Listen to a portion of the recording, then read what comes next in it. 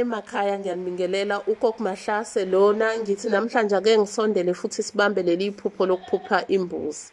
Uma uphupha umhlambi wembuzi uza kuwena, lokhu kusuke kubika umnotho ozayo kuwena noma ozayo ekhaya lakho.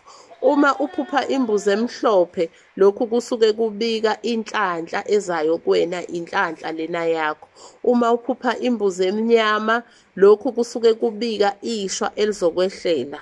Uma kuwukuthi uphupha imbuzi yesilisa lena impongo-ke, uma uyiphupha ikushaya ngempondo noma ngekhanda, lokhu kusuke kubika ukuthi kunezitha zakho ezizama ukusondela kuwena ngamanga nangenkohliso ukuze bakufunde umqondo wakho, bafunde indlela ocabanga ngayo ukuze bayisebenzise against wena ukukunqoba.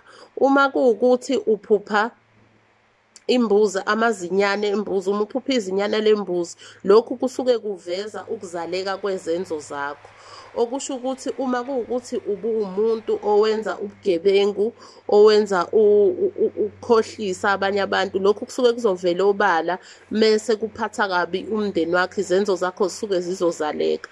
Uma kuwukuthi ubuwenza okuhle, lokhu kusuke kuzovela obala ngokuthi kuzaleka okuhle. Kukhona kodwa okusho kusuke kuzovela empilweni yakho uma uphupha izinyane. Sithokozeke emakhaya, sithembe ukuthi kukhona lapho sikhanyisa khona. Sithi nje akudede ubumnyama kuze ukukhanya, kukhanye njalo, kukhanye ekujuleni kwemsamo. Makhosi.